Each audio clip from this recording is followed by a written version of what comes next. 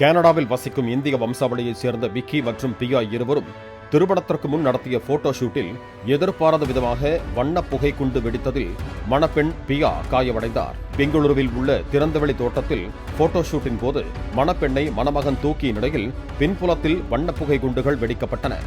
அப்போது மணப்பெண் உடல் மீது ஒரு குண்டு விழுந்து வெடித்ததில் முதுகு மற்றும் இடுப்பில் தீ காயம் ஏற்பட்டது. தலைமுடியும் கருகிய நிலையில் அவர் மருத்துவமனையில் அனுமதிக்கப்பட்டார்.